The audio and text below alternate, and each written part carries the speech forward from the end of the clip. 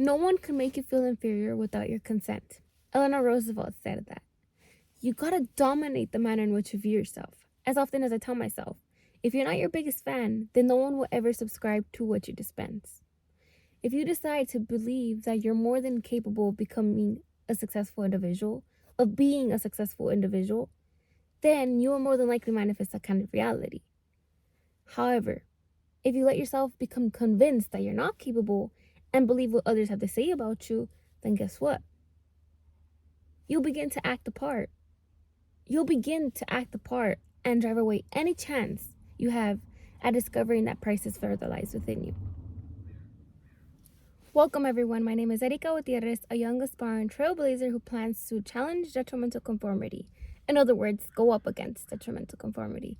So without further ado, let's get on with discussing how authenticity is what stands out the most. Originality is attractive by nature because it's strange. It raises questions, sparks curiosity, and is overall a breath of fresh air. That's why I find people very fascinating, because we each are quite spectacular. But you know what? Very few of us actually find the courage to show it. Very few of us are actually bold enough to let our potential shine through our actions. We're afraid of what others might think of us, or in my case, are not trying to be on people's radar. That's what detained me back in high school. That's what held me back from putting myself out there. I didn't want people to look my way and attract unwanted attention. Regardless of how I feel about that, I've decided I'm in my prime. Right now is a good time, just as I need to come out of the eggshell of mine, spread my wings, and soar high. If I attract attention, then so be it.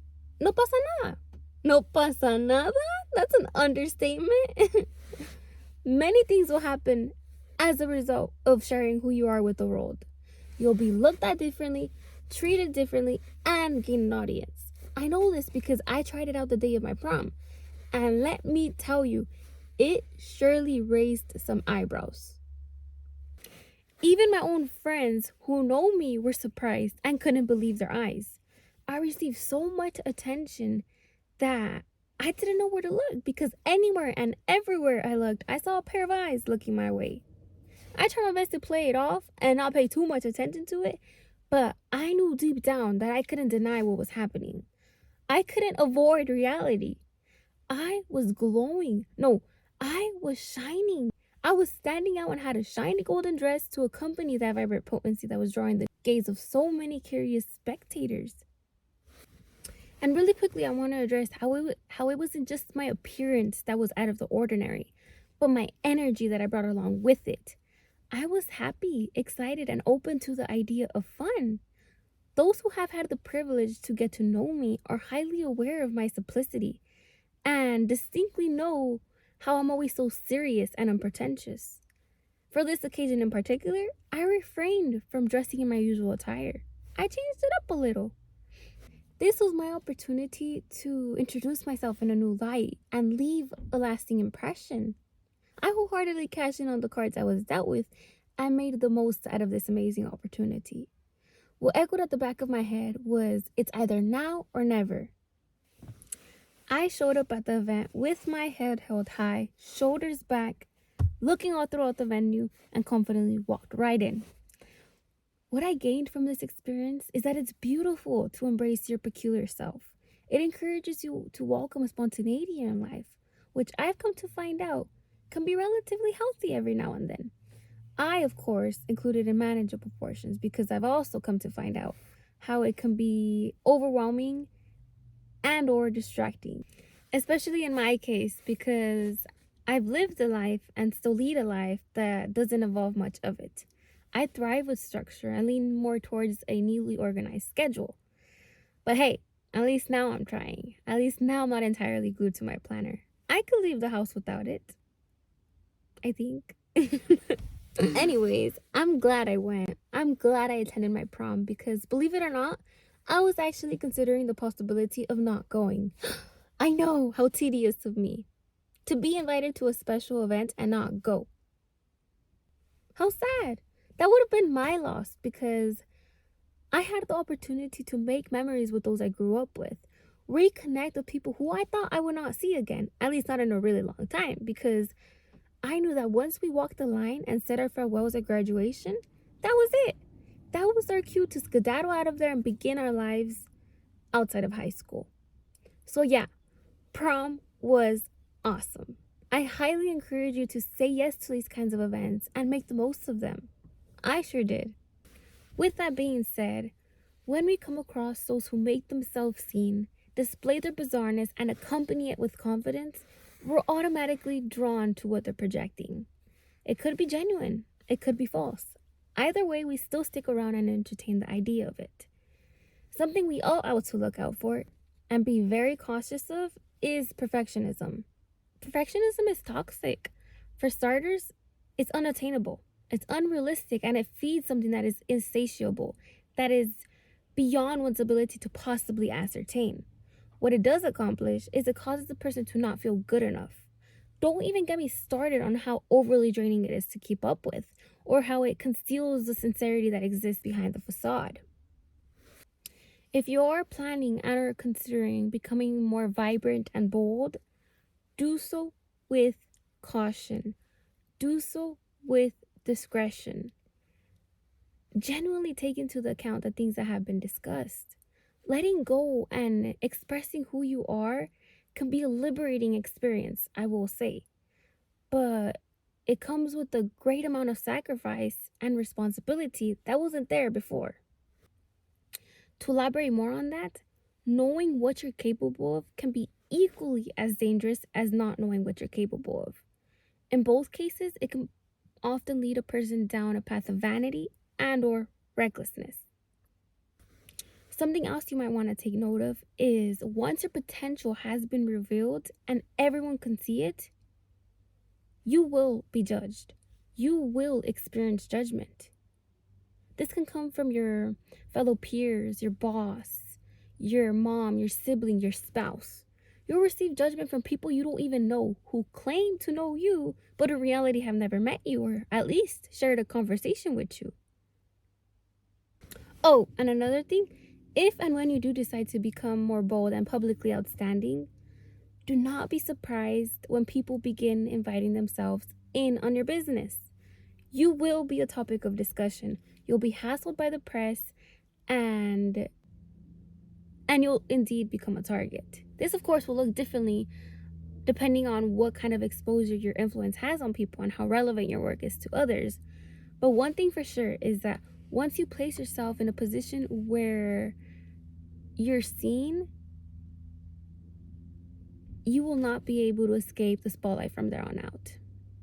All it takes is for the right audience to take a sudden interest in you for your life to change completely. Your interpretation of that spotlight will determine the validity and efficacy of your enterprise.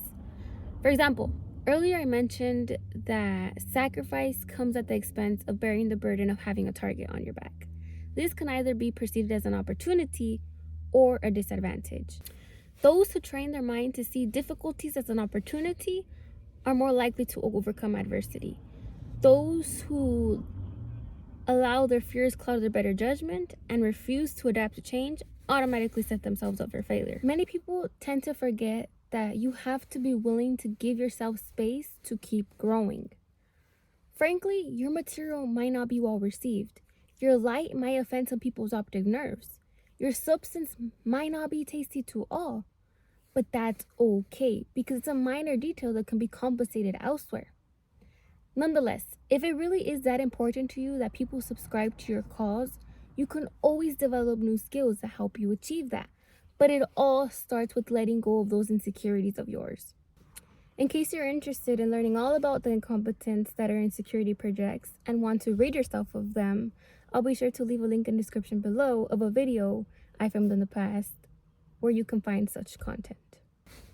Aside from that, learning to communicate effectively, dressing appropriately, and being more creative are all courses of actions you can take to help you bring you closer to your goal.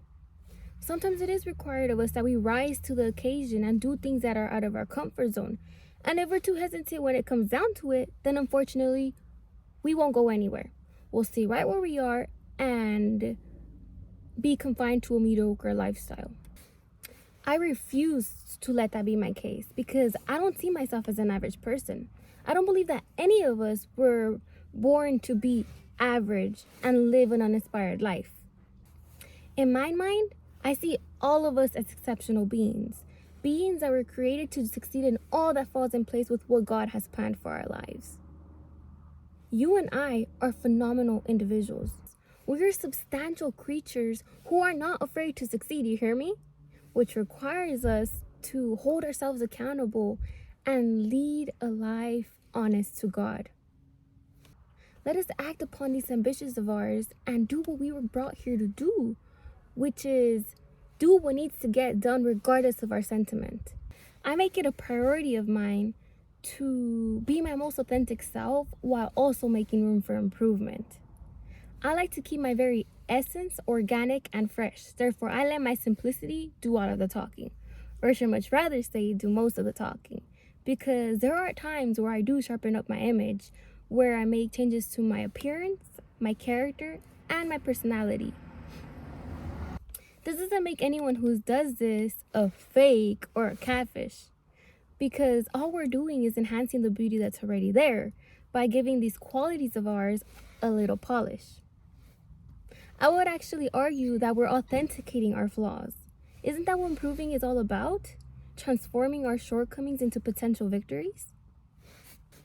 What helps me keep up with having a strong sense of self-confidence is making myself aware of the areas that need improvement and being quick to work on them as soon as I spot them.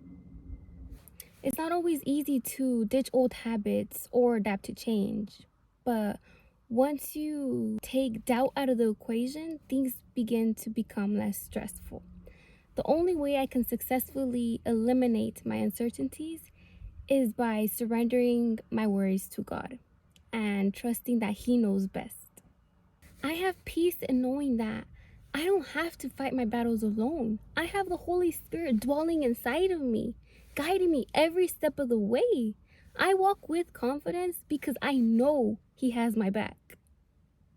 Every room I walk into, every space I occupy, I make room for His presence, because without Him by my side, I would be defenseless against the enemy.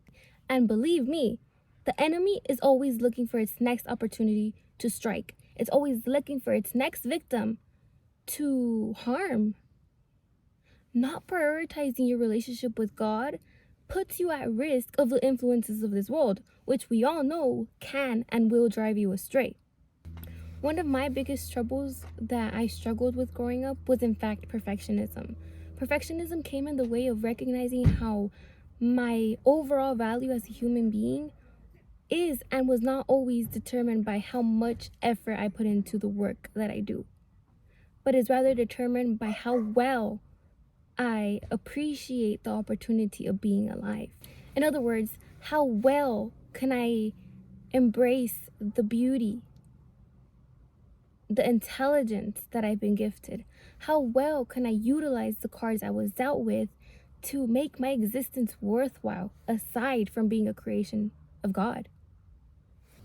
It is my desire to leave this world knowing that I did the best I could to contribute to the mission I was brought here to fulfill, that I was sent here to fulfill, which I'm still in the process of figuring that out. But the longer I live, the closer I feel myself to discovering what that is. To conclude today's little segment, life doesn't get easier, you just get stronger. There's nothing to gain from living a life consumed in doubt or cowardice. As Mark Twain once said, worrying is like paying a debt you don't owe. Living a mediocre lifestyle is all right, but wouldn't you much rather want to venture and discover your most jaw-dropping potential by exposing yourself to great challenges? Wouldn't you much rather live a life that's built upon true integrity rather than just rolling with what's most convenient to you? I know this is all a lot to consider, but I have faith that you will figure it out soon enough. I have faith that you and I will both figure it out. All we need is a little faith, courage, and determination, and all things can be done. You got this. Do not be discouraged by the things you may face on your quest to success, because it is through those great challenges that will help you build the confidence you'll need to lead with grace. May we meet again.